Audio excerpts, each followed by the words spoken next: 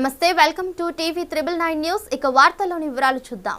కాకినాడలో జనసేన అధినేత పవన్ కళ్యాణ్ తో ఎమ్మెల్సీ వంశీకృష్ణ యాదవ్ భేటీ అయ్యారు. పవన్ తో భేటీ తర్వాత వంశీకృష్ణ యాదవ్ జనసేన పార్టీలో చేరుతున్నట్లు తెలియజేశారు. గతంలో గ్రేటర్ విశాఖ ఎన్నికల్లో కార్పొరేటర్ గా నిలిచిన వంశీకృష్ణ యాదవ్ జీవీఎంసీ మేయర్ పదవిని ఆశించారు. అయితే ముఖ్యమంత్రి జగన్ మాత్రం సామాజిక సమీకరణల నేపథ్యంలో ఆయనకు బదులుగా గొలగాని హరికుమార్ కి అవకాశం కల్పించారు.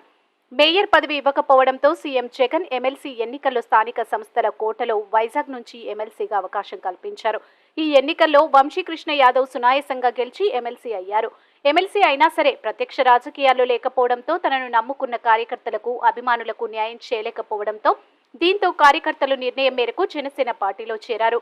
వంశీకృష్ణ యాదవ్ బలమైన యాదవ సామాజిక వర్గానికి చెందిన వ్యక్తి. వైసీపీలో ఉత్తరాంధ్రలో మొట్టమొదటిగా వైసీపీ జెండా పట్టుకున్న వ్యక్తి కూడా. ఉత్తరాంధ్రలో వైసీపీ పార్టీలో భారీ క్యాడర్ ఉన్న ముఖ్య నాయకుడు వంశీకృష్ణ యాదవ్. నాకు అవకాశం కల్పించినందుకు ఒక అభిమానిగా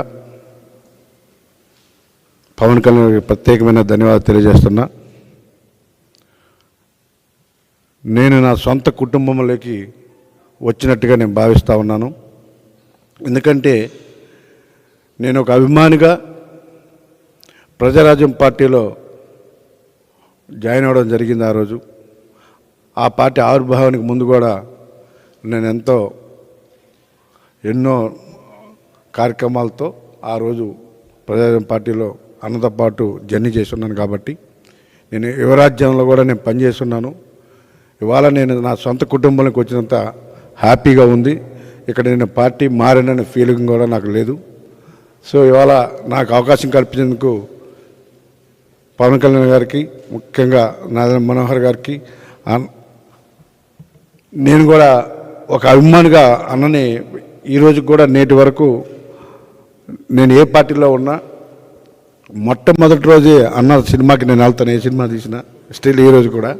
సో ఆ అభిమానం నా జీవితకాలం ఉంటుంది. కాబట్టి సో ఇవాళ అన్నతో పాటు నడిచి వైఎస్ఆర్ కాంగ్రెస్ పార్టీకి ఇవాళ రిజైన్ చేస్తూ ఉన్నాను.